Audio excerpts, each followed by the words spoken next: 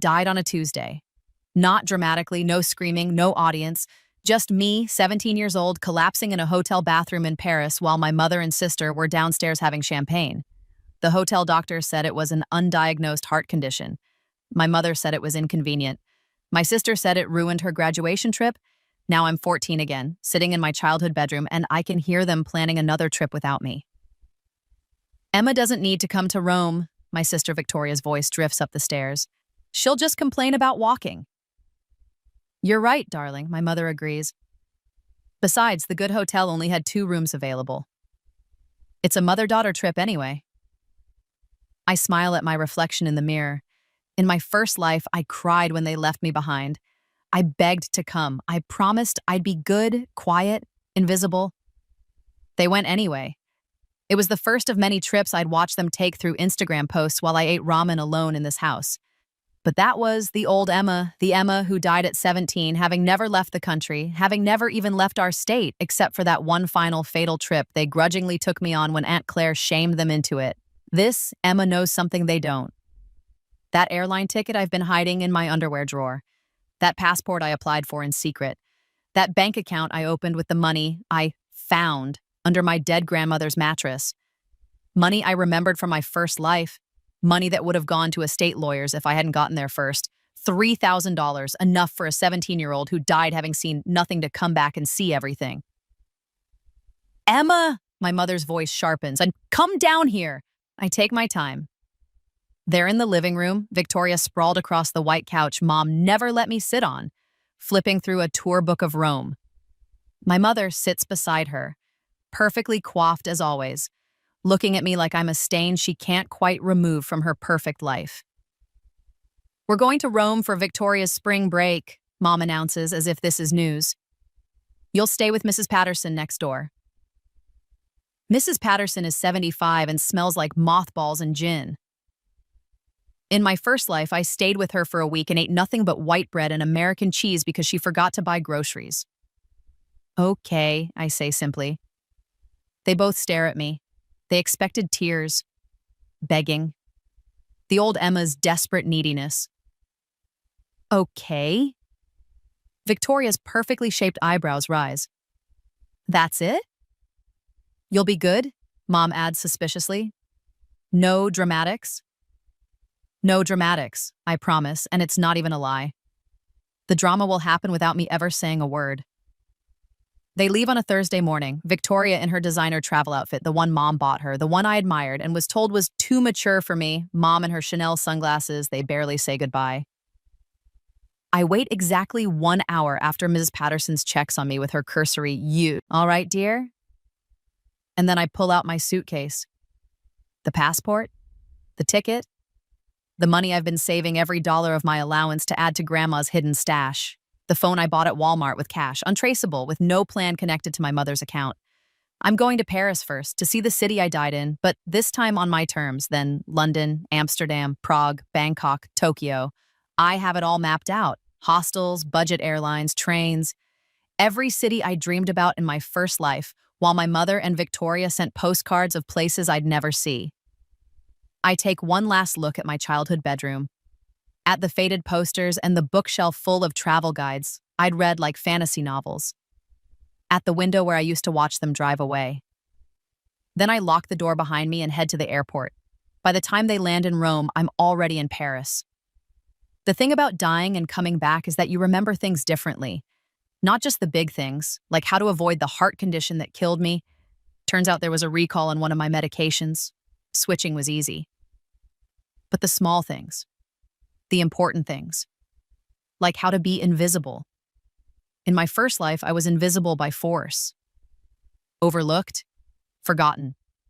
The daughter my mother had when she was too young before she met my stepfather and had Victoria, the daughter she actually wanted. I learned to take up no space, ask for nothing, expect nothing. Now I weaponize it. I'm small for 14, look younger even, and I blend into crowds. No one questions a quiet teenager traveling alone. They assume I'm with someone, just out of sight. I wear headphones even when there's no music playing. I keep my head down and my backpack close. Paris is everything and nothing like I remember. I didn't see much of it in my first life, just the hotel, the hospital, the airport. Mom and Victoria had been planning to let me come on some of their excursions, the boring ones, while they did the good stuff alone. I never made it to those.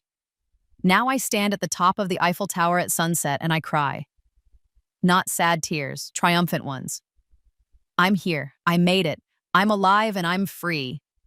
I stay in a hostel in the Marais, €8 a night, sharing a room with an Australian girl named Sophie and a pair of Norwegian twins who teach me drinking songs in a language I can't pronounce. They think I'm 17 and traveling on a gap year. I don't correct them. Sophie teaches me how to find the best cheap food. Avoid anywhere near the monuments, she says. Find where the old ladies shop. If there's a line of locals, that's where you want to be. We eat roasted chicken and bread from a market stall sitting by the Seine, and it cost me €3. It's the best meal I've ever had. I post nothing on social media. I told Mrs. Patterson I'd be mostly in my room, very quiet, and she was so relieved she hasn't checked on me even once. My phone, my real phone, the one Mom tracks,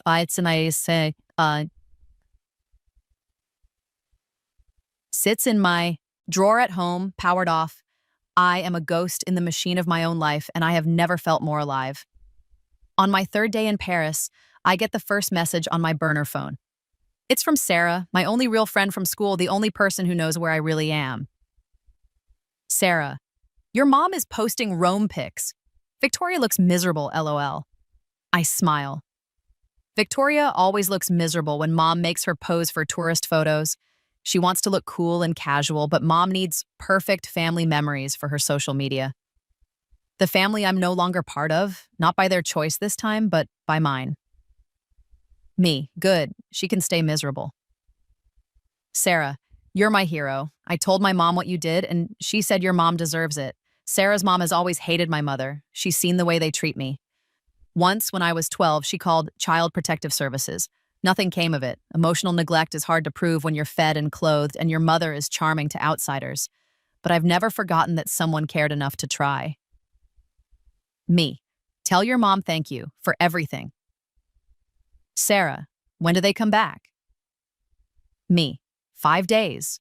I'll be back the night before. Sarah, where next? Me, London, then Amsterdam. Sarah, fucking legend. London is rain and history and the kind of gray beauty that makes you understand why people write poetry. I stay in Camden, in a hostel above a punk rock bar, and spend my days in museums that are free and my nights learning that baked beans on toast is actually delicious when you're hungry and happy. I meet Marcus in the British Museum. He's 15 from Atlanta, traveling with his dad who's at a medical conference. I'm supposed to be in boring meetings, he says, but Dad lets me skip them if I promise to culturally enrich myself. We enrich ourselves by finding the weirdest artifacts we can. Why do they have so many mummies? He asks. Like, were people just obsessed with dead Egyptians? Colonialism, I say, because I read about it in my first life in all those books I devoured about places I thought I'd never see. Dark, he says. True, but dark. We get chips. Fries, they call them chips here. It's confusing. And sit by the Thames. He tells me about Atlanta, about his mom who died when he was 10, about how his dad tries really hard but doesn't always get it. What about your family? He asks. Traveling without me, I say. They think I'm at home. His eyes go wide. No way, that's insane. You just left? I just left.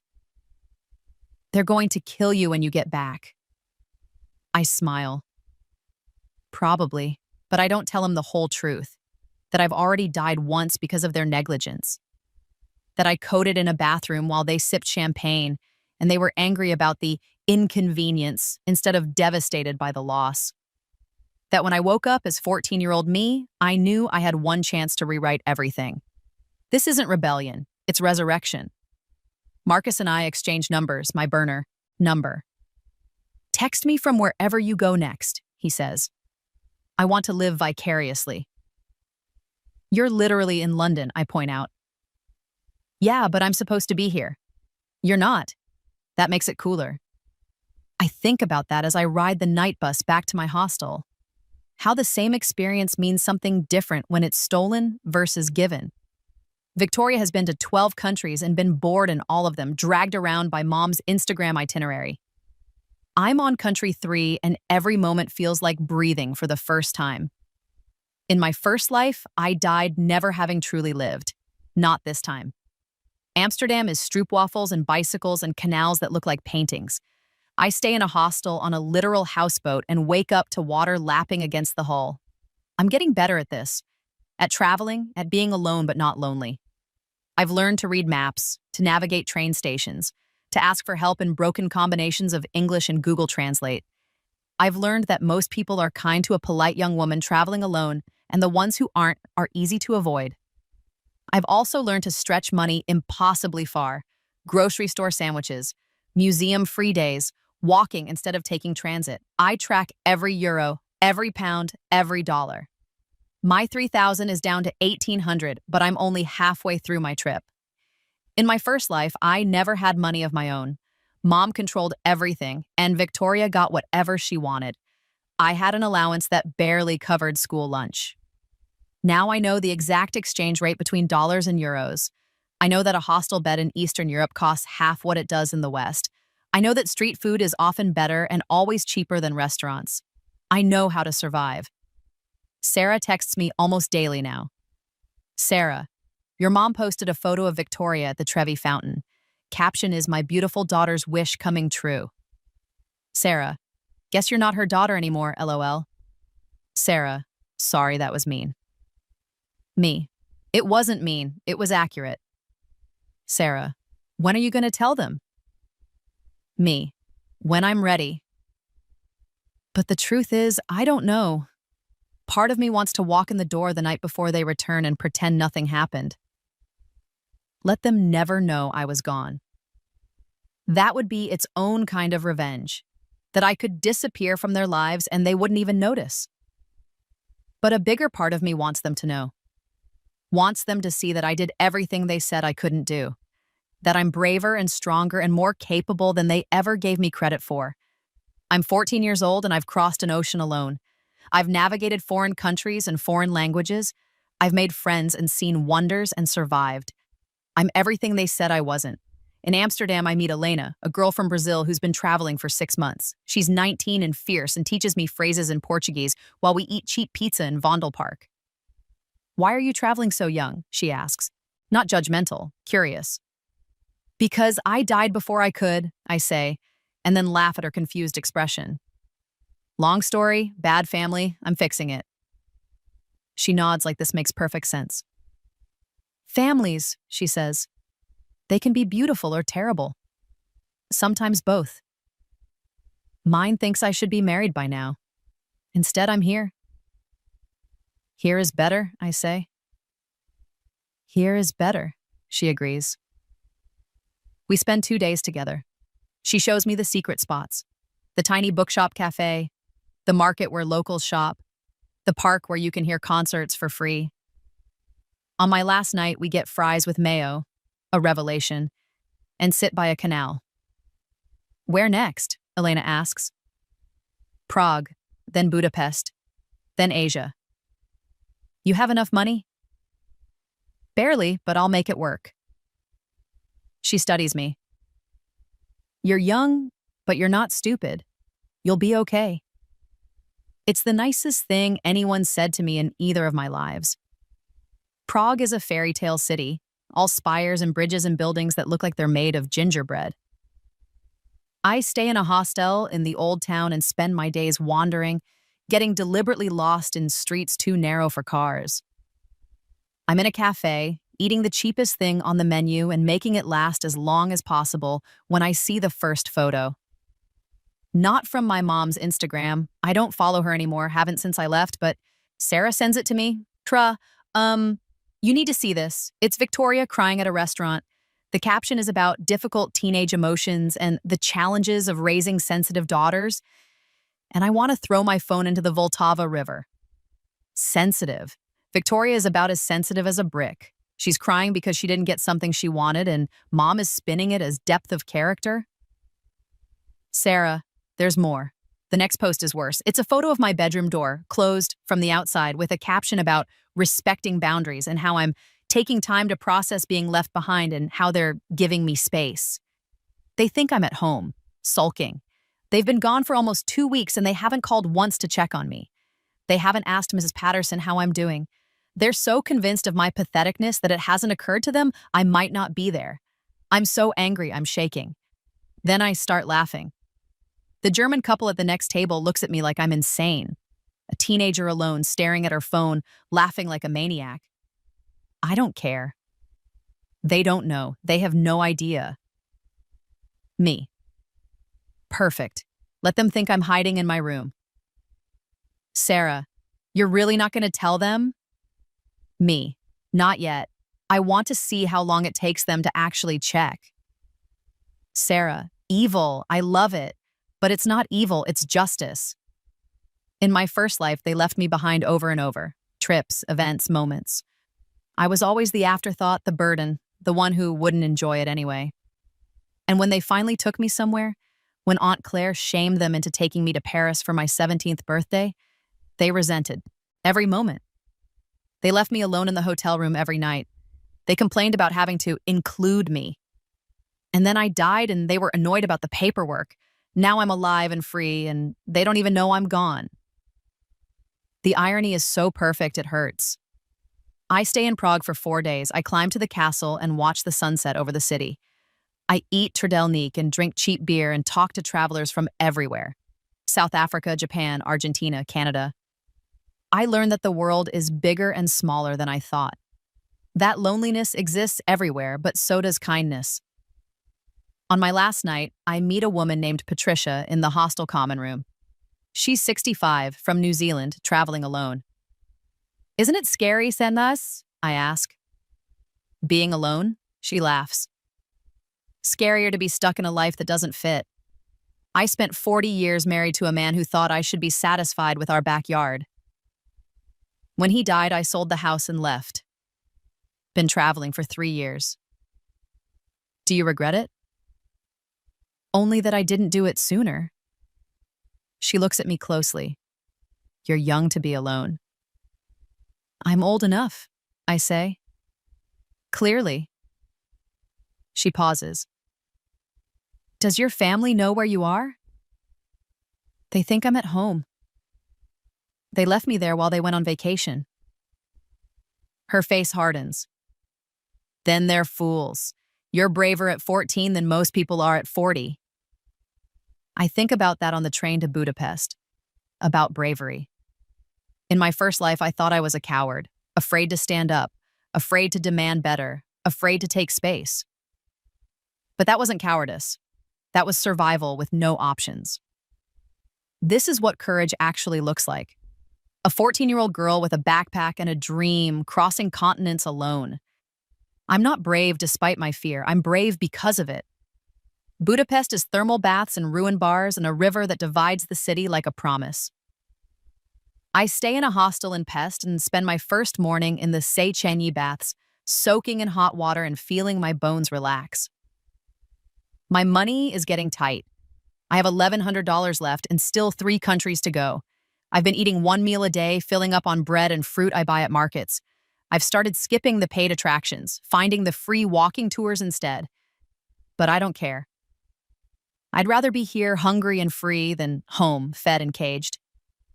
I meet Jin in a ruined bar, a pub built in an abandoned building, walls covered in graffiti, furniture mismatched and perfect. He's 17 from Seoul, traveling before military service. This is my last freedom, he says. 2 years in the army, then university, then work. This is it. Do you resent it? I ask. Sometimes, but also it makes this matter more. If I had forever, I might waste it. Knowing it ends makes me pay attention. I think about my first life. How I wasted it waiting for things to get better. Waiting for my mom to love me. Waiting for Victoria to be kind. Waiting for permission to live. I died at 17, having done nothing but wait. I died once, I tell Jin. I'm drunk on cheap Hungarian wine and the truth feels easy. I was 17. I came back. That's why I'm here. He doesn't laugh or question it. Then you know something most people don't, he says. That time isn't guaranteed. No, I agree, it's not. We dance until the bar closes, until my feet hurt and my head spins. We kiss outside, brief and sweet, and exchange emails. Write to me, he says. Tell me where you go. I will, I promise, and I mean it. Budapest becomes my favorite city, not for the sights, though they're beautiful, but for the feeling of time stolen back, of living on borrowed everything and not caring because the living is what matters. I spend 4 days there. On my last night, I check my real phone, the one I left at home that's been off this whole time. 37 missed calls, 63 texts. They're home, and they've discovered I'm gone. The texts start apologetic. Mom, Emma, where are you? Please come home. Mom, we're worried. Please respond. Victoria, this isn't funny. Mom is freaking out.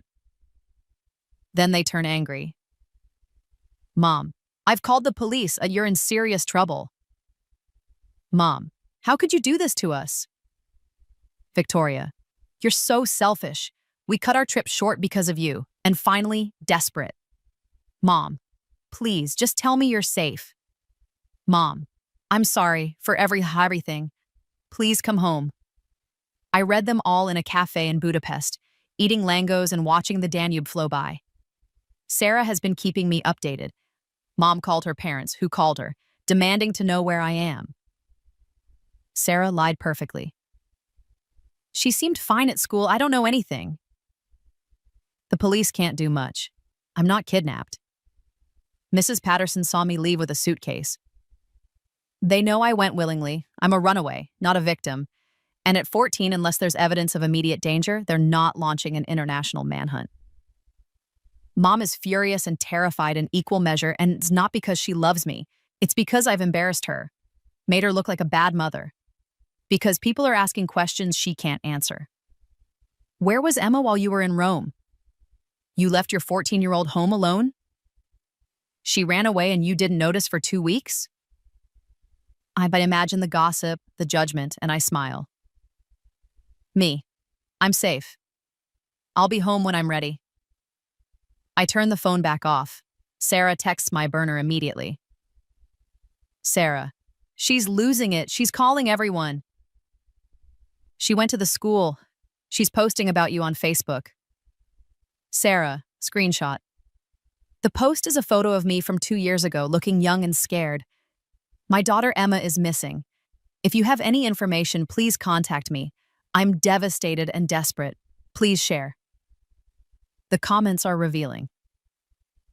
I thought you were in Rome with Victoria. Didn't you just post about your daughter? Where was Emma? Maybe she left because you left her behind. And then, most damning. I'm Emma's teacher. She's a bright, kind girl who's always seemed sad. I hope she's safe, and I hope you're asking yourself why she felt she needed to run. The teacher is Mrs. Chen, who once let me eat lunch in her classroom when Victoria's friends were bullying me, who never reported it because I begged her not to, afraid it would make things worse at home. I screenshot it and save it. Evidence? Proof. Not just for me, but for the world that I'm not crazy, not dramatic, not the problem. Me. Don't worry.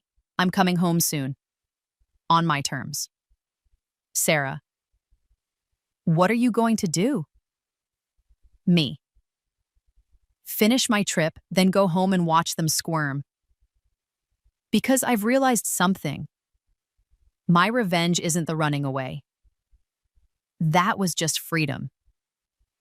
The revenge is coming back. Making them face what they did.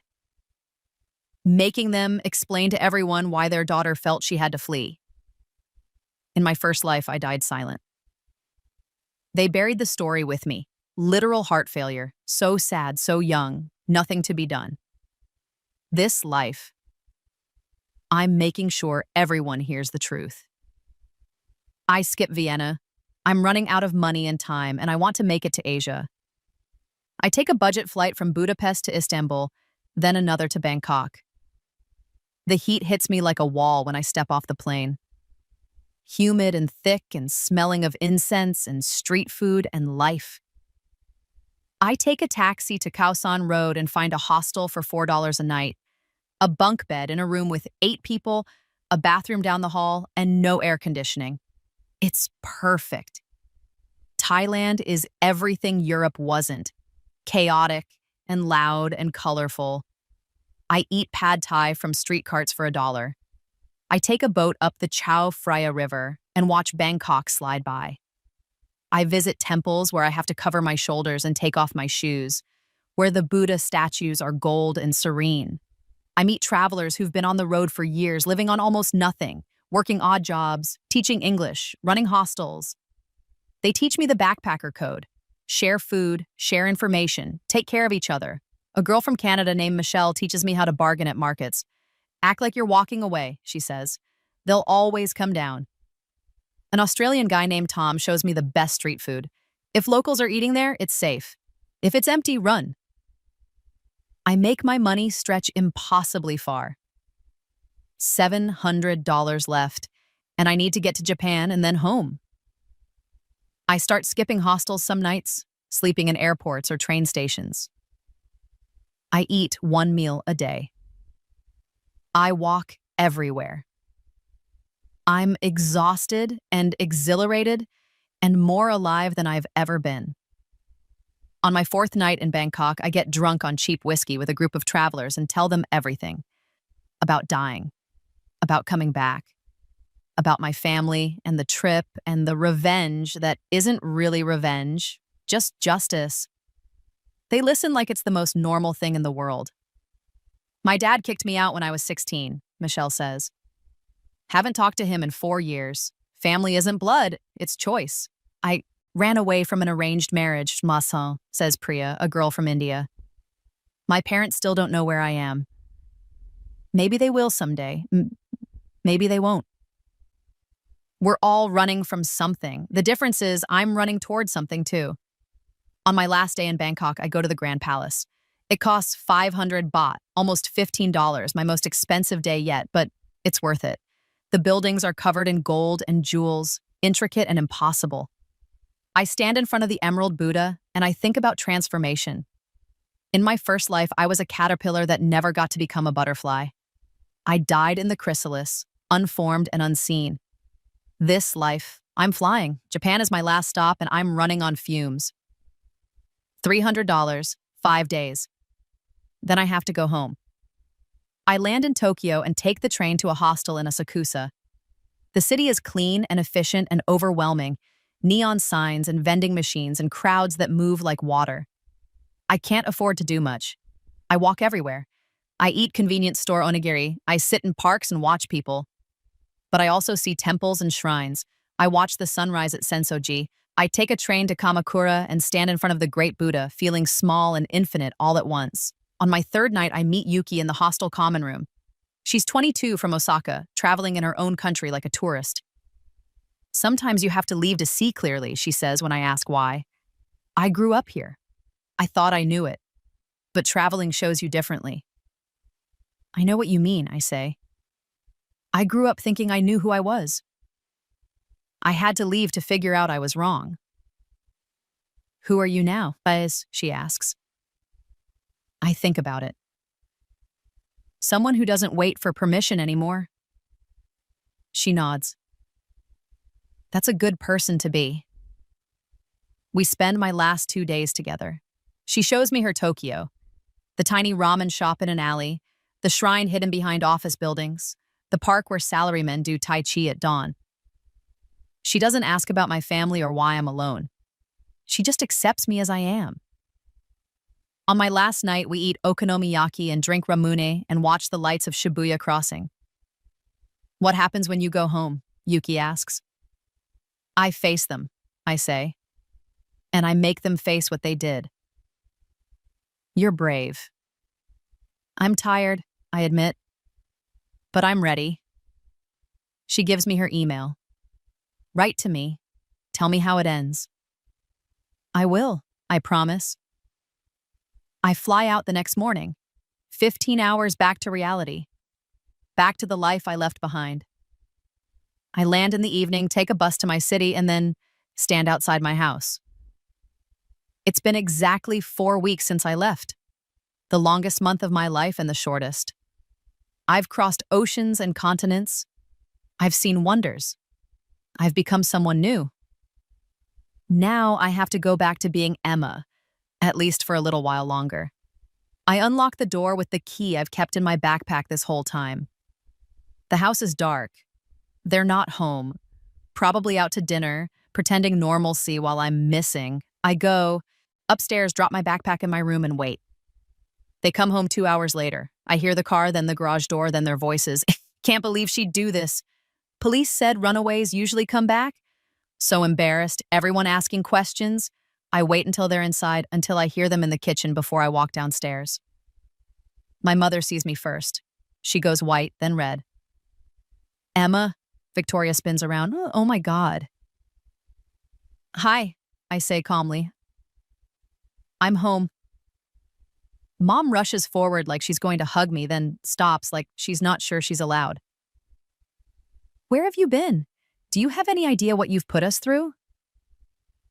Paris, I say. London, Amsterdam, Prague, Budapest, Bangkok, Tokyo. Silence. You... What? Victoria finally says. I went on a trip, I explain like it's obvious. You went to Rome, I went around the world. You're 14, Mom breathes in a sign. You can't just... How did you... I saved money. I bought a ticket. I left. I smile. Just like you did. That's completely different. Mom's voice is rising. We're adults. You're a child. A child you left alone for 2 weeks, I point out. A child you didn't even check on. A child you didn't notice was gone until you got home. Victoria flinches. Mom's face does something complicated. Mrs. Patterson said, Mom starts.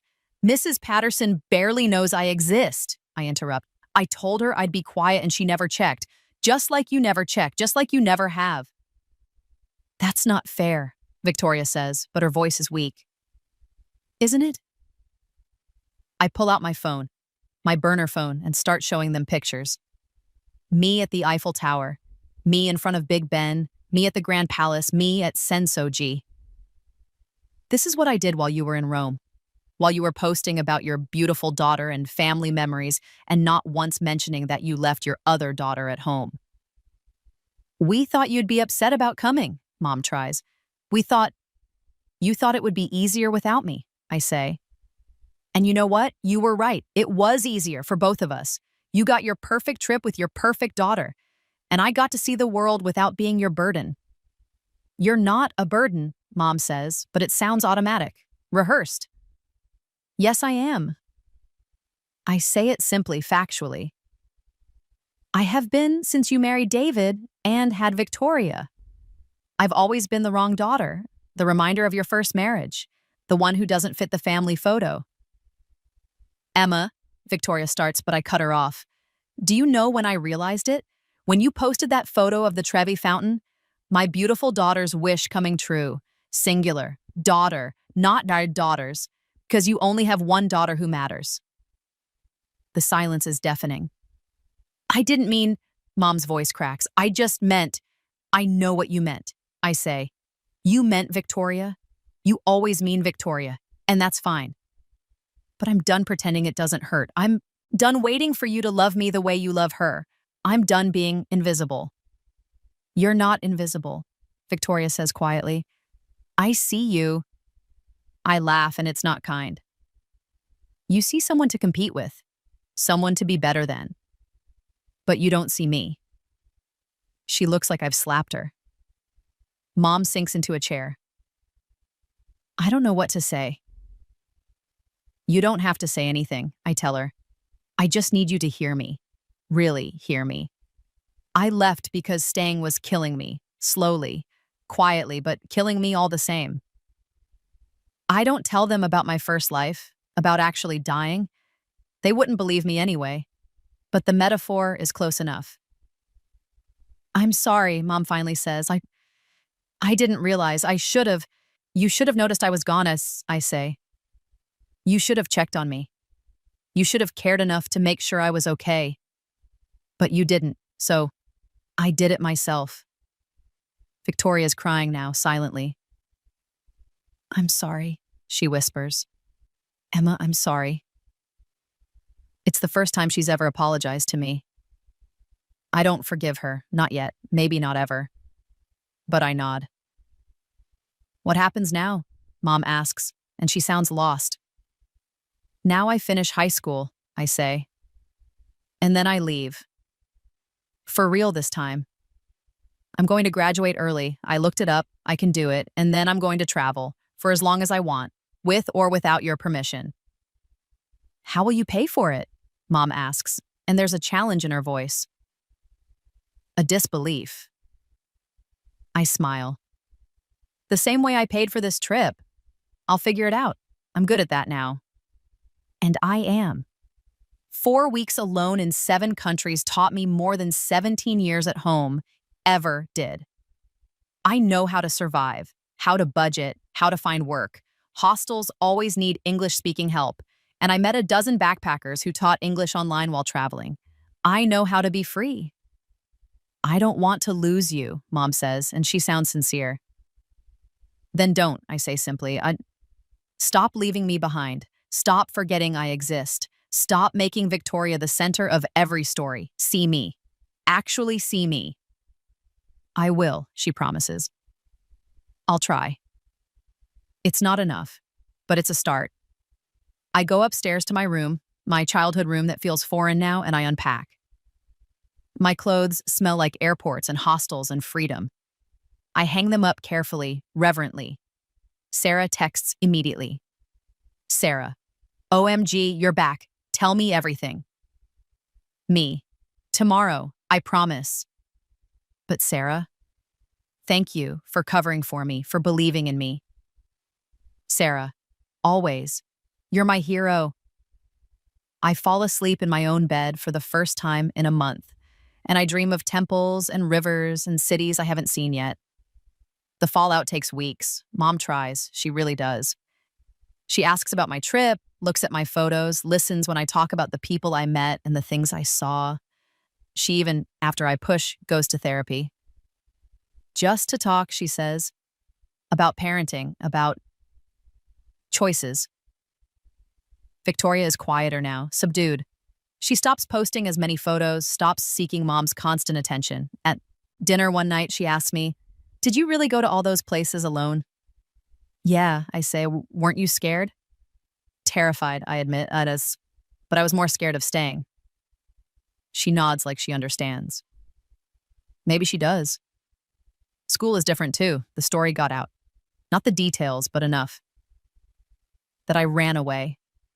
That I traveled the world. That I came back on my own terms. Some kids think I'm cool, some think I'm crazy. Mrs. Chen pulls me aside one day and says, "I'm glad you're safe. And I'm glad you found whatever you were looking for." I wasn't looking for anything, I tell her. I was just living. That's the hardest thing to do sometimes, she says. The police come by once, more for show than anything. They ask questions. Was I in danger? Did anyone hurt me? Am I planning to run away again? I answer honestly, no, and maybe. Maybe, the officer repeats. I don't want to run away, I clarify. But I do want to travel, when I'm old enough, legally. Until then, I'll stay. The officer looks at my mother. She seems fine. Capable. I'd say let her go when the time comes. Mom nods, though she looks pained. Sarah wants to hear everything. We spend a whole weekend with me showing photos and telling stories.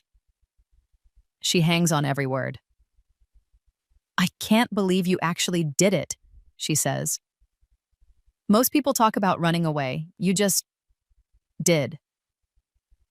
I had to, I say. I died not doing it once already. What? I shake my head, Anta. Nothing, just I had to see the world.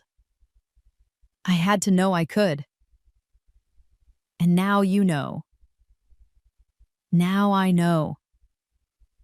But the real revelation comes a month after I'm back. I'm in my room organizing photos when Victoria knocks on my door. Can I come in? I almost say no, but something in her face stops me. Sure. She sits on my bed looking uncomfortable. I've been thinking about what you said, about me not seeing you. Okay. You're right. She picks at my bedspread. I didn't see you. I saw competition. Or an annoyance, or just nothing. But Emma, you're my sister, and I didn't treat you like one. No, I agree. You didn't. I want to do better, she says. If you'll let me. I study her, looking for the lie, the manipulation. But she just looks sad and young. Victoria is only 2 years older than me, but she's always seemed so much more grown up. Now she looks like what she is, a kid who learned the wrong lessons. Why has Hamas? I ask. Why now? Because you left, she says simply. And everyone kept asking me why. Why didn't I notice? Why didn't I stop you? Why didn't I care? And I didn't have an answer.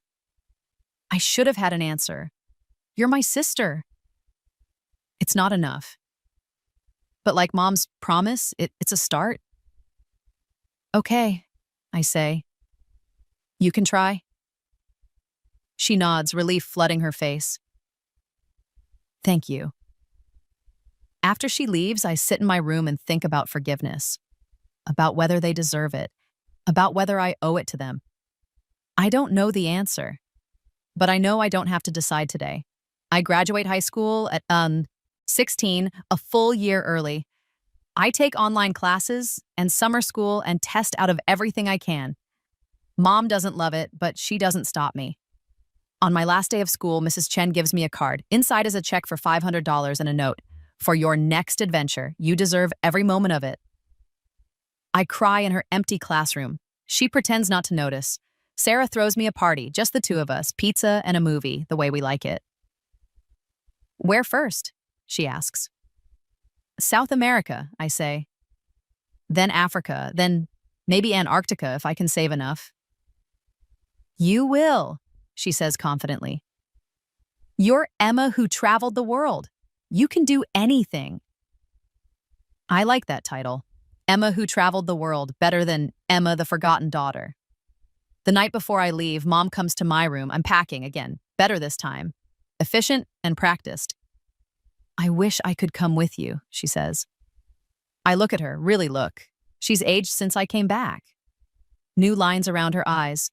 Gray in her hair, she doesn't bother dyeing. No, you don't, I say gently. You like your kind of travel, hotels and itineraries and Instagram photos, that's okay, but it's not mine. I know, she admits, I don't want to lose more time with you. You won't, I say. I'll email, I'll call. But Mom, I can't stay just to make you feel better about the past. I have to live my life. I know, she says again. I just wish I'd figured that out sooner. Me too, I say honestly. She hugs me before she leaves. It's awkward and tight and sad, but it's real. Victoria drives me to the airport in the morning. We don't talk much. At security, she says, "Come back sometimes?" Sometimes, I agree. And Emma, I'm proud of you. I don't know if I've ever said that. You haven't, I say, but thank you. I watch her walk away back to her normal life and I feel nothing, not hate, not love, just distance. The comfortable kind that comes from letting go. Sarah texts as I'm boarding. Sarah, Fucking legend. Still. Always. Me. Learned from the best. Sarah. Lies. You taught yourself. But I'll take the credit. I smile as the plane takes off. Through the window, I watch my city disappear. The city I died in once. The city I was reborn in. The city I'm leaving behind, not forever, but for now. I'm 16 years old. I have 2 years of life my first self never got, and I plan to fill them with everything. Every country, every experience, every moment I was denied before. In my first life, I died at 17, having never lived. In this life, I'm going to live so much that death, when it comes again, decades from now, centuries from now, never if I'm lucky, will find me exhausted and satisfied and full. I pull out my journal, new, leather-bound, a gift from Mrs. Chen, and write the first entry of this trip. They left me behind on the school trip. So, after Rebirth, I traveled the world without telling them, and I learned something they never will, that the best revenge isn't making them suffer. It's living so well they can't help but see what they missed out on. This is day one of the rest of my life. Let's see where it goes. The plane levels out. I close my eyes and sleep, dreaming of mountains I haven't climbed yet and oceans I haven't crossed. When I wake up, I'll be somewhere new, somewhere free, somewhere mine, and that's the real happy ending.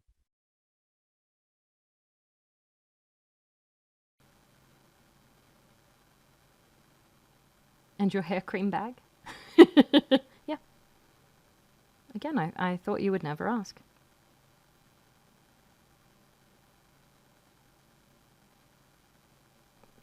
Who the hell would ask such a oh, yep, no, that checks out. Yeah, look, sometimes I'll hear, like, if I'm lurking in different places, but often if I'm lurking in, I paint burbs, if I'm lurking in Liz's stream, I'll hear her read out someone's comment and I'll be like,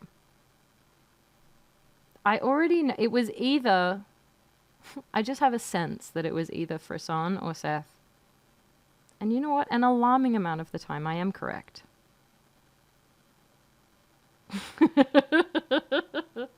Yeah. Yeah. Yeah.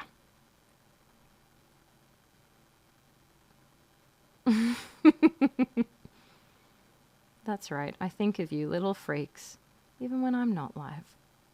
Busted. And then usually there's a Seth no. Promptly after.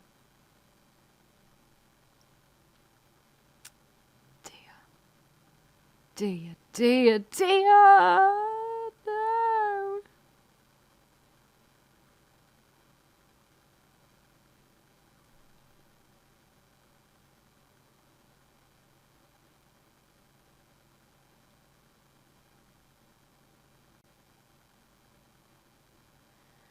Will an IQ test lie? So you buy the certificate? Oh, I do like the Myers-Briggs. I like the Myers-Briggs too. Yeah.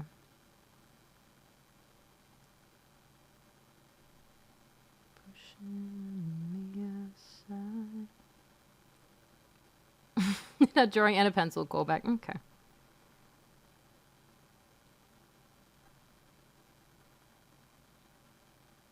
First time in my life. That's fine. So there is actually a second Joshua tree. There's actually a bunch of Joshua trees. Maybe I paint them all. I don't know what I am. I can never remember. I can never fucking remember what I am.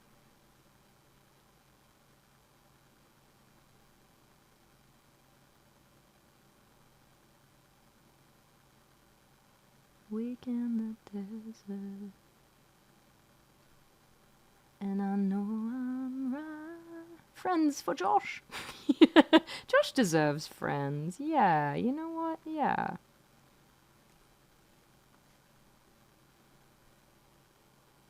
You get a different Myers-Briggs type every time. Me personally. That's why I can never remember. Yeah.